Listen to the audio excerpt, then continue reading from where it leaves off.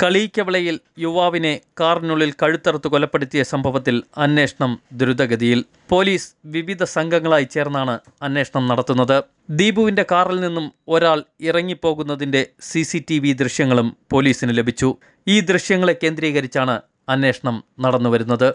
വിവിധ പ്രദേശങ്ങളിലെ CCTV ദൃശ്യങ്ങളെ കേന്ദ്രീകരിച്ചും police അന്വേഷണം നടത്തിവരുന്നു. മൊബൈൽ ഫോൺ കേന്ദ്രീകരിച്ചും ഗുണ്ടാ സംഘങ്ങളെ കേന്ദ്രീകരിച്ചും പോലീസ് അന്വേഷണം നടത്തിവരുന്നു. ദീപുവിന് ശത്രുക്കളുണ്ടായിരുന്നതായും ബന്ധുക്കൾ പറയുന്നു. ഈ നിങ്ങളെ തട്ടിക്കൊണ്ടുപോകുന്നൊക്കെ പറഞ്ഞ് ഭീഷണി മുഴക്കിയത് എപ്പോഴായിരുന്നു? അത് നേരത്തെ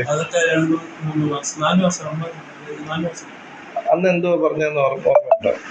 അന്ന് പറഞ്ഞത് 50 ലക്ഷം കൊടുത്തില്ലെങ്കിൽ തട്ടിക്കൊണ്ടുപോകാന്നൊക്കെ പറഞ്ഞു. ഇതാരാണ് പറഞ്ഞതെന്ന് അച്ഛൻ പറഞ്ഞിട്ടുണ്ടോ? ഒന്നും പറഞ്ഞില്ല. അന്ന് ഈ ഇടയ്ക്കിടയ്ക്ക് അച്ഛൻ ഇങ്ങനെ ഭീഷണി ഇത് വരാറുണ്ടോ? ഈ വർഷം മാത്രം കൂടുതലായിട്ടോ? ഈ വർഷം കൂടുതലായിട്ട് വന്നിട്ടുണ്ട്. എത്ര തവണ വന്നിട്ടുണ്ടെന്ന് അറിയാമോ? 4 തവണ വന്നിട്ടുണ്ട് അല്ലേ?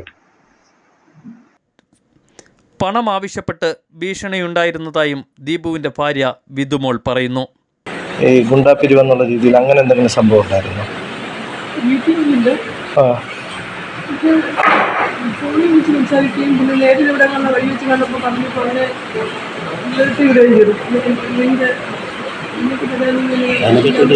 അറിയത്തില്ല.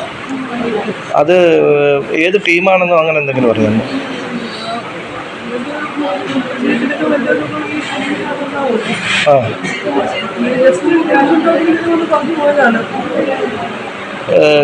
ഇന്നലെ പ്രത്യേകിച്ച് എന്തെങ്കിലും ഫോൺ വിളിയോ അങ്ങനെ എന്തെങ്കിലും വന്നതായിട്ട് അറിയാമോ?